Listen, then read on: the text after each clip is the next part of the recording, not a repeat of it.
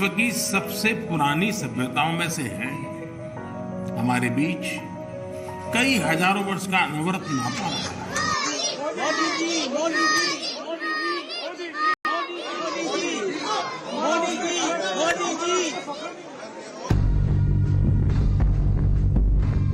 रिश्तों को नई ऊंचाइयां दी जा रही हैं, संबंधों की गौरवशाली गाथा लिखी जा रही है, विकास और वसुधैव कुटुंबकम के नए कीर्तिमान गढ़े जा रहे हैं। तभी तो 1997 यानी करीब 26 साल के बाद भारत का कोई प्रधानमंत्री मित्रता की एक नई कहानी लिखने इस्लामिक कंट्री मिस्र पहुंच चुका है। सबसे पहले देखिए मिस्र में कैसे हुआ प्रधानमंत्री नरेंद्र मोदी का स्वागत सत्कार। सवाल यही है, हिंदुस्तान के लिहाज से पीएम मोदी के मिस्र दौरे के क्या मायने हैं? अमेरिका के बाद मोदी के मिस्र दौरे का हासिल क्या रहने वाला है? इन बिंदुओं को सिलसिलेवार तरीके से समझेंगे, लेकिन पहले चर्चा उस बात की जो मोदी के इस मिस्र दौरे का सबसे बड़ा हाईलाइट पॉइंट है, और वो है इस्लामिक मुल्क में पीएम मोदी का मस्जिद दौरा। 25 जून को पीएम मोदी मिस्र की राजधानी काहिरा की अल हकीम मस्जिद में करीब आधा घंटा बिताएंगे। प्राइम मिनिस्टर की प्रेसिडेंट सीसी के साथ तो जरूर चर्चा होगी, डेलीगेशन लेवल टॉक्स होंगे, पर इसके अलावा हमारे प्रधानमंत्री अल हकीम मॉस्क जाएंगे।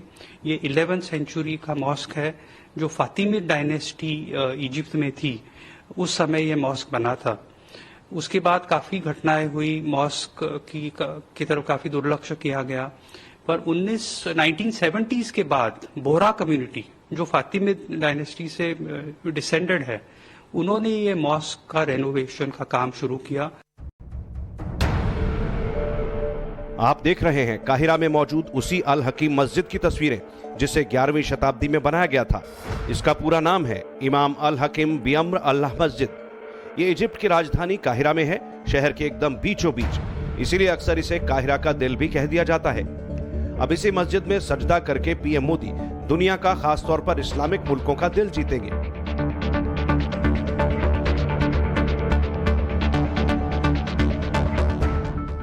हालांकि ऐसा पहली बार नहीं है जब मोदी किसी मस्जिद में जा रहे हैं, वो पहले भी कई बार मस्जिदों में जा चुके हैं। हालांकि मोदी के खिलाफ एक खास तरह का एजेंडा चलाने वाले हर बार इस बात को या तो भूल जाते हैं या फिर जानबूझकर मोदी पर निशाना साधते हैं। अल्पसंख्यकों को लेकर मोदी विरोधी गैंग जिस तरह से उनके खिलाफ प्रोपेगेंडा फैलाता रहा है, उसका असर पीएम मोदी की हाल की यूएस यात्रा के दौरान भी दिखा, जब उनसे वॉल स्ट्रीट जर्नल की पत्रकार ने हिंदुस्तान में अल्पसंख्यकों को लेकर सवाल पूछा, जिसका प्रधानमंत्री ने करारा जवाब भी दिया।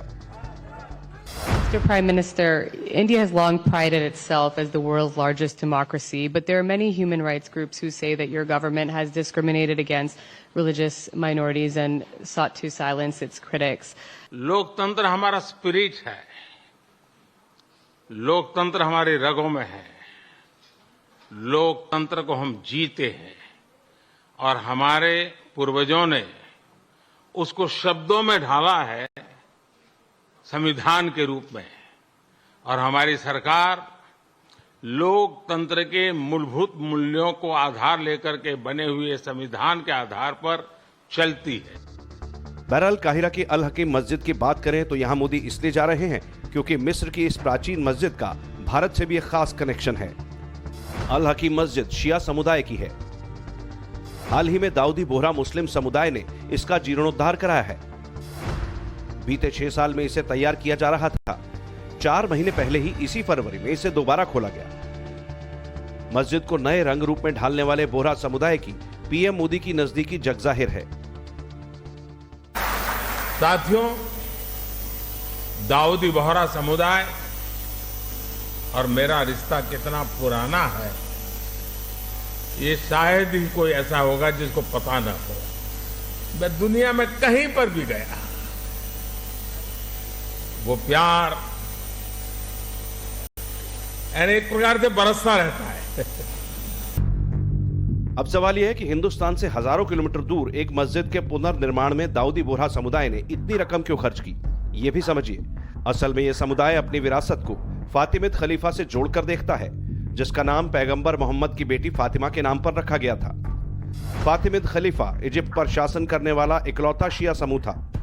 इसने 9वीं शताब्दी से लेकर 12वीं शताब्दी तक मिस्र पर राज किया था। अल हकीम मस्जिद का अपने आप में एक लंबा और दिलचस्प इतिहास रहा है। अमेरिकी इतिहासकार जोनाथन एम ब्लूम की किताब the mosque of Al Hakim in Cairo के मुताबिक मस्जिद का निर्माण फातिमिद राजवंश के 5वें खलीफा अल अजीज ने 990 ईस्वी के आखिर में शुरू कराया था। साल 1002 से 1003 में अल अजीज के बेटे और 6वें खलीफा अल हकीम ने मस्जिद का पुनर्निर्माण शुरू कराया। इन्हीं अल हकीम के नाम पर मस्जिद का नाम रखा गया। 10 साल बाद 1013 में मस्जिद पूरी तरह से बनकर तैयार हुई। साल 1303 में मिस्र में भूकंप आया था, जिस कारण इस मस्जिद को भी नुकसान पहुंचा था। अलग अलग कालखंडों में ये मस्जिद कभी सैनिक बैरक, कभी जेल तो कभी म्यूजियम के तौर पर इस्तेमाल की गई। हालांकि इसे इजिप्ट के कई मुस्लिम नेताओं ने कई बार बनवाया, लेकिन कायदे से बड़े पैमाने पर इसका जीर्णोद्धार का काम 1980 में मोहम्मद बुरहानुद्दीन ने कराया। वो तब दाऊदी बोहरा समुदाय के मुखिया थे। साल 2017 में इस मस्जिद के पुनर्निर्माण में एक बार फिर बोहरा समुदाय जुट गया, जो इस साल पूरा हुआ। अब इसी मस्जिद में मोदी पहुंचने वाले हैं। असल में मोदी का ये मस्जिद दौरा अमेरिका के पूर्व प्रेसिडेंट ओबामा के लिए एक जवाब की तरह भी है, जिन्होंने भारत में अल्पसंख्यकों की स्थिति को लेकर मोदी पर सवाल उठाए। मोदी के अल हकीम मस्जिद दौरे को लेकर वहां लोगों में काफी उत्सुकता है।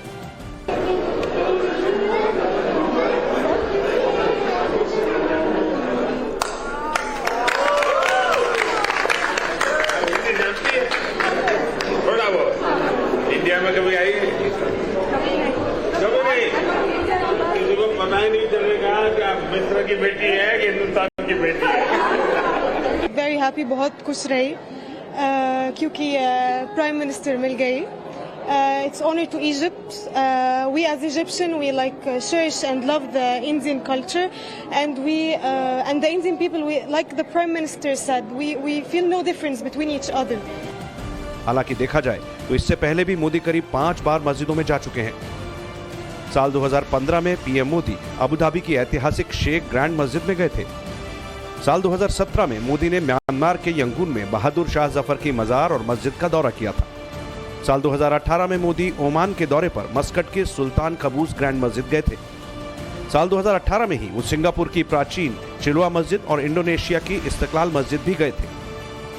यानी प्रधानमंत्री नरेंद्र मोदी को जब जब मौका मिला, उन्होंने हिंदुस्तान की पहचान, धर्मनिरपेक्षता का सटीक उदाहरण तब तब पेश किया। यही कारण है कि इस्लामिक मुल्क भी मोदी के मुरीद हैं। अभी मिस्र को ही ले लीजिए, जहां पीएम मोदी का जोरदार इस्तकबाल किया जा रहा है। और ये कोई पहला मौका नहीं है कि कोई इस्लामिक देश मोदी मोदी कर रहा है। इससे पहले 6 मुस्लिम देश अपने देश का सर्वोच्च सम्मान प्रधानमंत्री मोदी को दे चुके हैं। उस पर भी नजर डालिए। अप्रैल 2016 में मोदी सऊदी अरब के सर्वोच्च नागरिक सम्मान किंग अब्दुल अजीज सैद से सम्मानित किए गए। जून 2016 में अफगानिस्तान के अमीर अमानुल्लाह खान अवार्ड से सम्मानित किए गए। फरवरी 2018 में फिलिस्तीन के grand collar of the state of फिलिस्तीन से सम्मानित किए गए। अगस्त 2019 में यूएई का सर्वोच्च नागरिक सम्मान ऑर्डर ऑफ जायद उन्हें दिया गया। अगस्त 2019 में उन्हें बहरीन के the king Hamad order of the renaissance award मिला। जबकि जून 2019 में मालदीव के रूल ऑफ निशान इजुद्दीन से सम्मानित किए गए। इस बार मोदी पहली बार मिस्र में हैं, जहां वो 6ठी बार किसी विदेशी मस्जिद में जा रहे हैं। अपनी मिस्र यात्रा में प्रधानमंत्री नरेंद्र मोदी प्रथम विश्व के दौरान बहादुरी से लड़ने और अपनी जान गंवाने वाले भारतीय सैनिकों को श्रद्धांजलि भी देंगे। मोदी काहिरा में Heliopolis Commonwealth war grave cemetery भी जाएंगे, जहां फर्स्ट वर्ल्ड वॉर के दौरान मिस्र और फिलिस्तीन में सेवा करने और शहीद होने वाले भारतीय सेना के करीब 4000 सैनिकों की याद में स्मारक बनाया गया है। प्रधानमंत्री हेलियोपोलिस वॉर ग्रेव मेमोरियल जाएंगे। भारत के 70,000 के ऊपर सैनिक, इंडियन आर्मी और प्रिंसली स्टेट्स की फौज इजिप्ट में वर्ल्ड वॉर 1 में थे। उन्होंने इजिप्ट को ऑटोमन एम्पायर और कुछ जर्मन फोर्सेस के अगेंस्ट उन्होंने सहायता की, इजिप्ट को डिफेंड किया। सुएज कनाल पे भी कई हमले हुए जो हमारे ट्रूप्स ने उन्हें रिपल्स किया। तो हमारे 3,800 सैनिक जो ये वर्ल्ड वॉर 1 में इजिप्ट में मरे, जिन्होंने अपनी लाइफ सैक्रिफाइस की। अब सवाल यह है कि इजिप्ट क्यों इतना इंडिया इंडिया कर रहा है, या फिर मिस्र भारत को क्यों इतना भाव दे रहा है। इसे समझने के लिए पहले इन तस्वीरों को देखिए।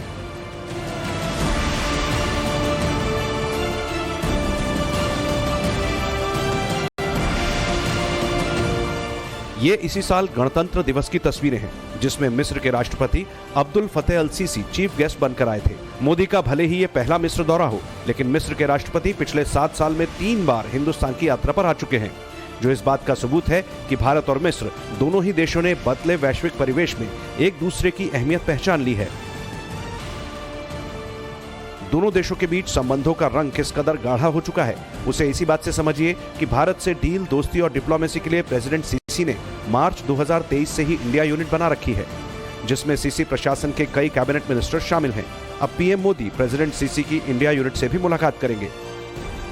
असल में अरब हो या यूएई या फिर कुछ हद तक तुर्की भी, इस्लामिक मुल्कों में भारत का रुतबा रसूख बढ़ा है। मिस्र भी बड़ा इस्लामिक मुल्क है। ऐसे में माना ही जा रहा है कि इजिप्ट भारत को लेकर जो नीति फॉलो करेगा, उसके आसपास के इस्लामिक मुल्क भी उसी रास्ते पर चलेंगे। जिन पीएम मोदी को लेकर एंटी मुस्लिम होने का नैरेटिव गढ़ा जाता है, उनका जादू कैसे इस्लामिक मुल्क मिस्र के सिर चढ़कर बोल रहा है, ये तस्वीरें सब कुछ बयां कर रही हैं। मुसलमान और ज्यादातर मुस्लिम मुल्क पीएम मोदी का गुणगान करने और उन्हें अपने यहाँ बुलाने को बेताब है।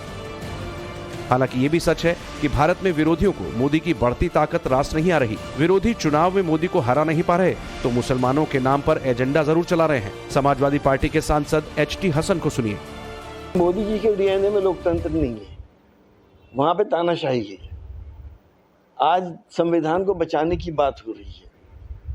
आज जो कुछ भी देश के अंदर हो रहा है, एक हिंदुस्तान की दूसरी बड़ी आबादी जो मुसलमान है, वो बहुत ज़्यादा फिक्रमंद है और टेंशन में हिंदुस्तान में अपनी ज़िंदगी गुजार रही है। वो तमाम बातें आप देख ही रहे हैं। कभी हिजाब पे परेशानी है, कभी नमाज पे परेशानी है, कभी मस्जिद पे परेशानी है, कभी मदरसों पे परेशानी है, कभी 3 तलाक का कानून आता है, तो कभी यूसीसी आने की तैयारी है।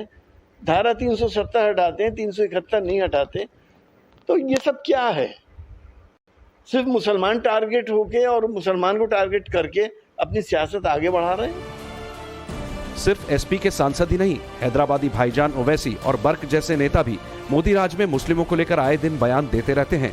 उनका जो 9 साल का ट्रैक रिकॉर्ड किया, उन्होंने तो मुसलमानों को पॉलिटिकली इनविजिबल कर दिया। उन्होंने कंप्लीटली है ही नहीं कोई, ना उनकी पार्टी टिकट देती, ना उनकी पार्टी एम्पावरमेंट करती। और फिर खुद प्रधानमंत्री की सरकार ने इस साल मिनिस्ट्री ऑफ माइनॉरिटीज का 40% बजट कम कर दिया। ये डिस्क्रिमिनेशन नहीं है तो क्या है बताइए? प्री मैट्रिक स्कॉलरशिप को आपने रेस्ट्रिक्ट कर दिया, डिस्क्रिमिनेशन नहीं है तो बताइए क्या है? मौलाना आजाद फेलोशिप को आपने बंद कर दिया।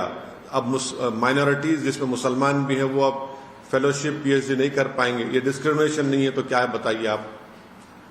CAA का कानून बनाया आपने, रिलीजन के नाम पर डिस्क्रिमिनेशन नहीं है तो क्या है बताइए आप? असल में विरोधी तुष्टीकरण की राजनीति के लिए भले ही मोदी को मुसलमान विरोधी बता रहे हैं, लेकिन उन्हें मिस्र जैसे मुस्लिम देशों की तरफ भी देखना चाहिए, जहां मोदी की गूंज और धूम मची है। ब्यूरो रिपोर्ट, टाइम्स नाउ नव भारत। प्रधानमंत्री मोदी का ये दौरा इसलिए भी अहम माना जा रहा है क्योंकि 1997 यानी 1997 के बाद किसी भी भारतीय प्रधानमंत्री का ये पहला दौरा है। 25 जून को यानी कल प्रधानमंत्री मोदी की मिस्र के राष्ट्रपति अल सीसी के साथ द्विपक्षीय बातचीत होगी। असल में भारत और मिस्र के कूटनीतिक रिश्ते बीते तकरीबन 20-25 सालों से काफी सुस्त रहे हैं, लेकिन साल 2021 और 22 से दोनों देशों की सरकारों ने खास तवज्जो देना शुरू किया। वर्ष 2022 में भारत के विदेश मंत्री और रक्षा मंत्री ने अलग अलग मौकों पर वहां का दौरा भी किया। अल सीसी के भारत दौरे के बाद हाल ही में वहां के सबसे बड़े मुफ्ती ने भारत का दौरा किया। मोदी के इस दौरे से कैसे मिलेगी इकोनॉमी को रफ्तार, दिखाते हैं हमारी इस खास रिपोर्ट में।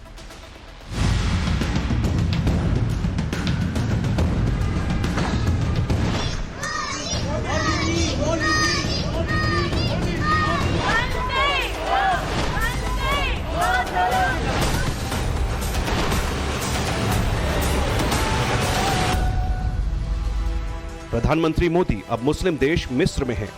2 दिन के दौरे में प्रधानमंत्री मोदी मिस्र के साथ बढ़ते रिश्तों में और पैनापन लाना चाहते हैं।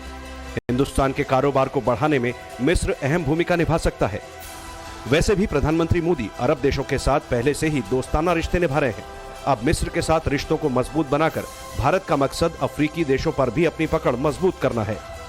हमारा इजिप्ट के साथ एक हम कहते हैं सिविलाइजेशनल रिलेशनशिप है, और आप जानते हैं कि इजिप्ट का अरब वर्ल्ड में, मिडल ईस्ट में एक विशेष रोल है, जो कि एक मॉडरेट इस्लाम का रोल, एक थिंकिंग इस्लाम का रोल है।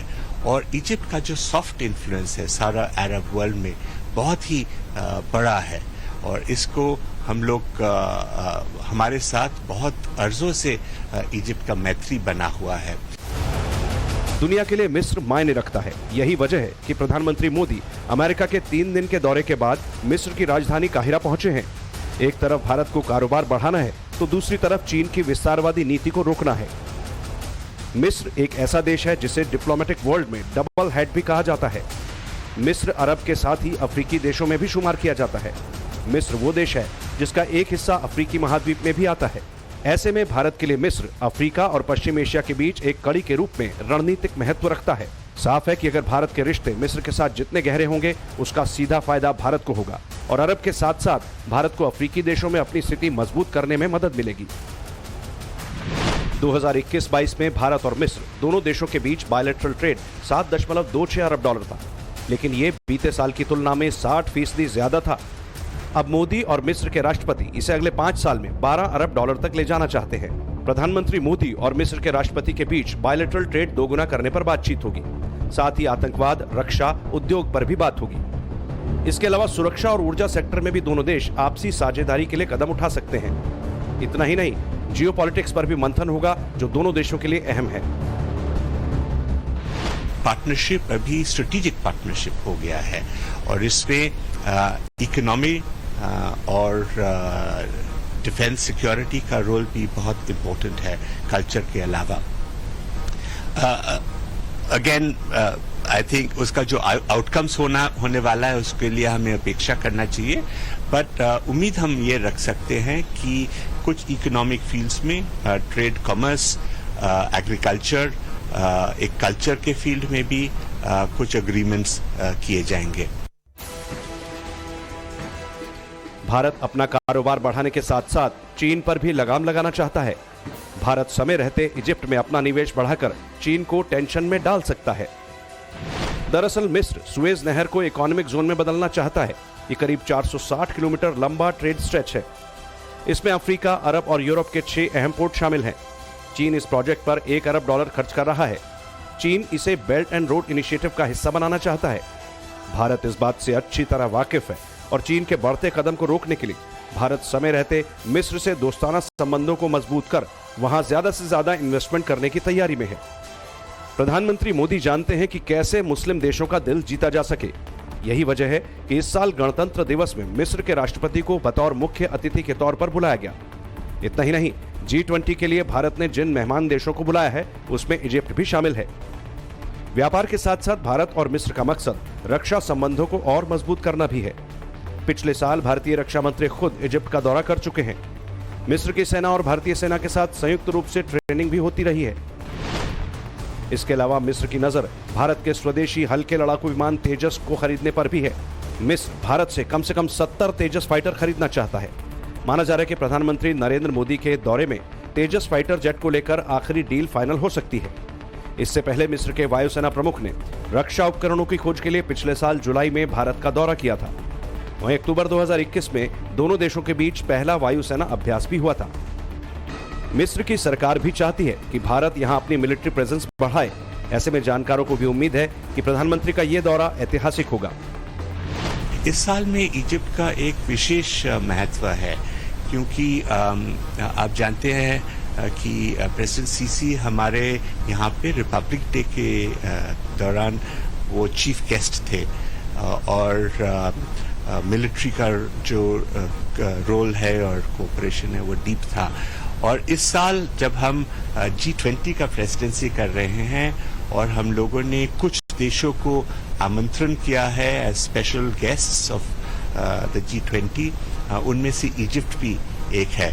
और ये इसका एक एफर्मेशन है कि इजिप्ट एक इस्लामिक वर्ल्ड में बहुत इम्पोर्टेंट कंट्री है, और एक इकोनॉमी की तरफ से भी एक इमर्जिंग इकोनॉमी जो है, प्रॉमिसिंग इकोनॉमी। सो हम सोचते हैं कि इस साल में खासकर प्रधानमंत्री का इजिप्ट दौरा बहुत ही महत्व रखता है। आज पूरा विश्व भारत की ओर देख रहा है।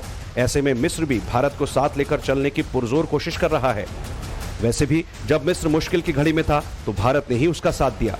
यूक्रेन और रूस युद्ध के बीच जब मिस्र में भूखमरी का संकट पैदा होने लगा था, इस मुश्किल दौर में भारत ने मदद की। मोदी सरकार ने बिना देर किए मिस्र को कई हजार टन गेहूं भेजा। साफ है, मिस्र भी भारत से दोस्ती को बरकरार रखना चाहता है। भारत और मिस्र के बढ़ते संबंध दोनों देशों को नई ऊंचाइयों पर पहुंचा सकते हैं, लेकिन ये दोस्ती चीन और पाकिस्तान जैसे देशों की टेंशन जरूर बढ़ा सकती है। ब्यूरो रिपोर्ट, टाइम्स नाउ नव भारत।